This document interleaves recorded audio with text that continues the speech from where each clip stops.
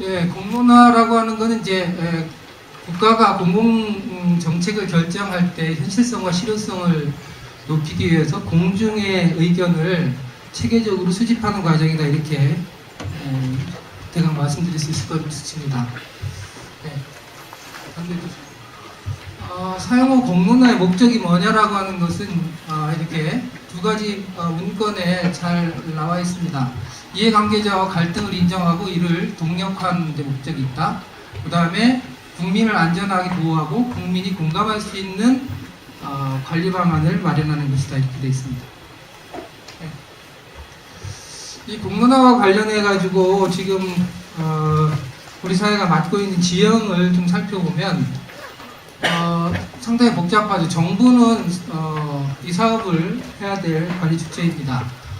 정책 결정의 시급성을 느끼고 있고 정부만으로서는 문제를 해결하기 어렵다고 보고 사회적 수용성을 어떻게 하면 제고할 것인지를 고민해 왔습니다. 원자력계에서도 정책 결정의 시급성을 강조해왔고 대국민 설득이 필요하다고 인식해 왔습니다. 시민환경단체에서는 논의의 필요성은 동의하지만 원전 정책에 대한 검토 없는 논의에 대해서는 상당히 불신감을 갖고 있습니다.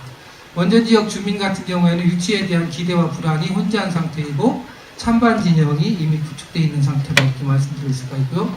일반 국민은 후쿠시마 원전 이후에 원전에 대한 불안감이 굉장히 증폭되어 있죠.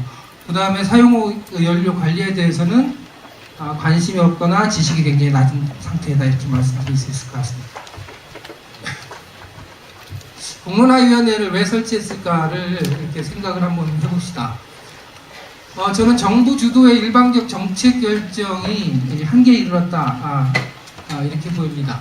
그 다음에 그럼에도 불구하고 사용 후 해결료가 계속 누적되고 남은 시간이 별로 없다라고 하는 측면에서 정책 결정의 시급성과 그리고 부안 방패장을 비롯해서 원자력과 관련된 오랜 동안의 갈등을 경험하면서 갈등의 파괴력에 대한 우려가 상당히 컸다, 이렇게 보여집니다. 그런가 하면 이런 두 가지 측면을 볼 때 이제 정부가 직접 하는 것보다는 제3의 민간기구를 통해서 정책 결정을 함으로써 신뢰성을 확보하려고 하는 것이 그 목적이다, 이렇게 보여집니다.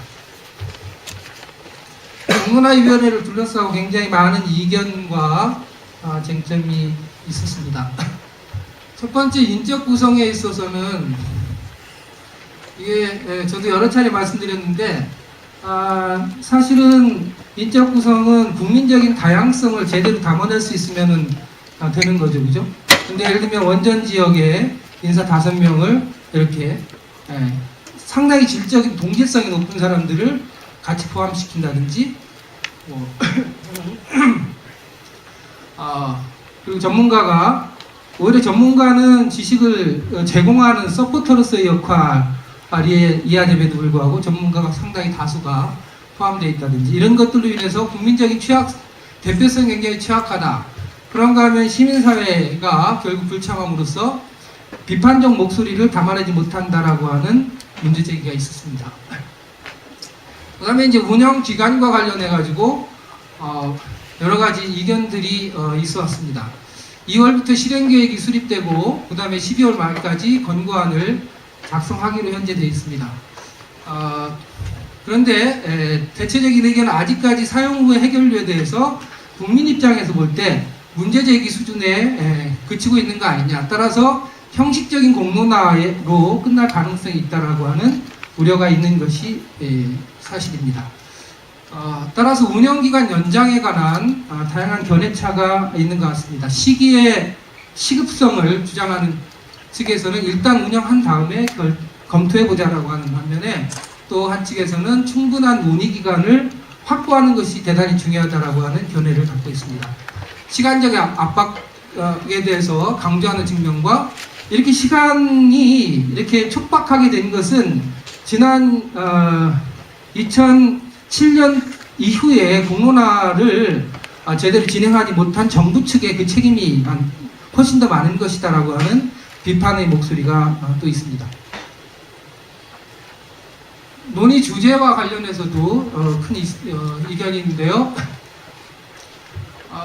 사용후 해결료 관리 방안에 주로 한정해서 논의를 하려고 하는 입장이 있는가 하면 사용후 해결료뿐만 아니라 결국 사용후 해결료라고 하는 것은 원자력 정책과 밀접한 관계성이 있기 때문에 원자력 정책을 다루지 않으면 실효성 있는 정책 대안을 만들어낼 수 없다라고 하는 입장이 있는 거죠.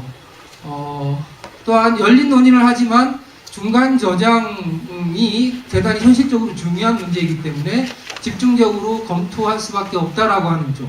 중간 저장에 상당한 무게중심을 두는 입장이 있는가 하면 그것은 닫힌 논의이고 어떻게 보면 결론을 미리 정해놓고 하는 논의는 실제로 시민들의 의견을 제대로 받아들일 수 없다라고 하는 비판적인 목소리도 있습니다.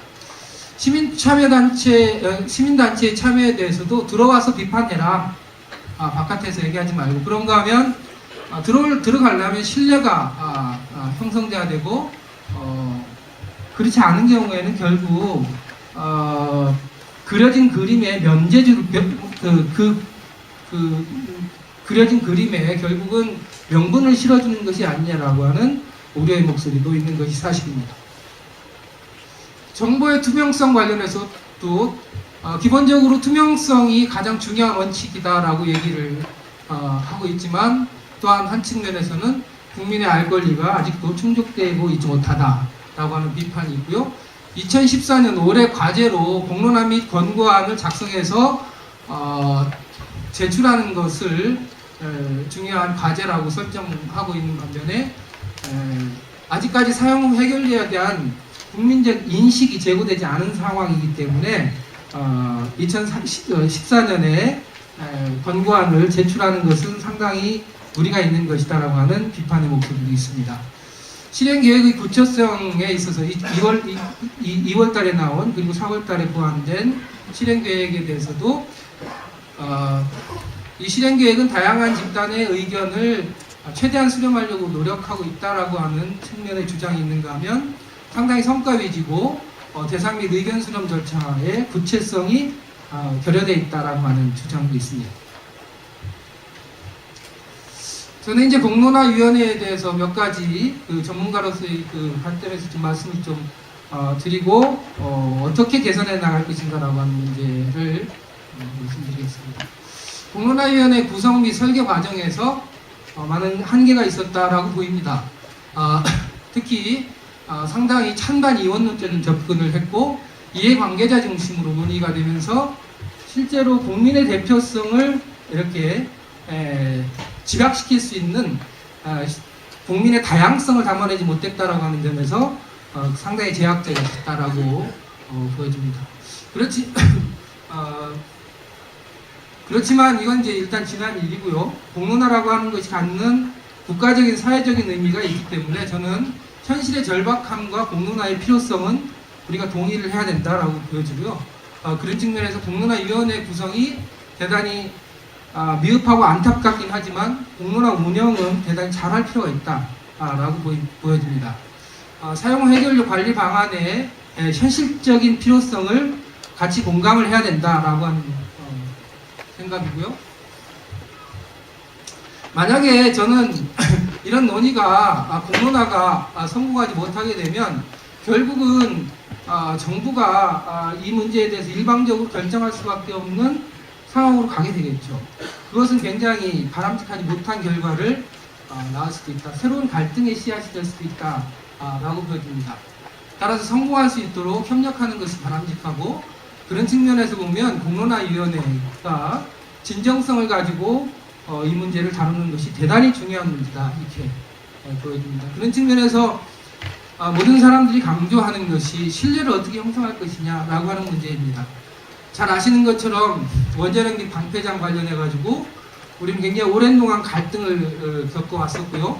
그 다음에 후쿠시마 원전 사고 이후에 국민의 원전에 대한 불안은 대단히 많이 증폭되어 있습니다. 그리고 국민 및 원전 지역 주민들한테도 다양한 경험들을 통해서 굉장히 불신이 누적되어 있다고 볼 수가 있죠. 결국 이 공론화위원회의 역할 여부는 국민적 공감대를 형성해낼 수 있느냐라고 하는 것이라고 볼 수 있습니다.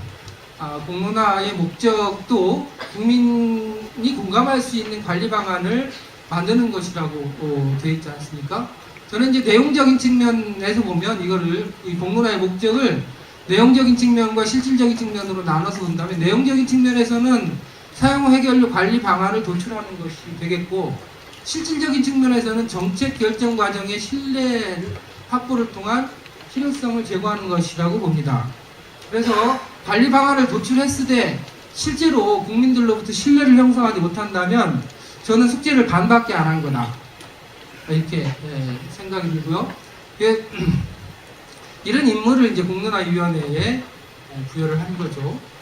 저는 공론화위원회의 활동 수준을 이렇게 두 가지 차원에서 생각해 볼 수 있다고 생각합니다. 그러니까 이게 임무를 부여했는데 그 숙제의 수준을 어떻게 이해하고 있느냐가 굉장히 중요한 거죠. 최소 수준으로는 몇 개의 행사를 하고 권고안을 작성해서 내는 겁니다. 그러니까 권고안 작성에 포커스를 두는 거죠. 그리고 그 권고안을 작성하기 위한 전 단계로서 토론회라든가 이런 것들을 좀 배치하는 수준이 있을 테고요. 굉장히 높은 수준은 관리 방안에 대한 내용적인 공감대를 형성하고 정책 형성의 신뢰성을 획득하는 것이다 라고 하는 것이 이제 최고 수준이라고 봅니다.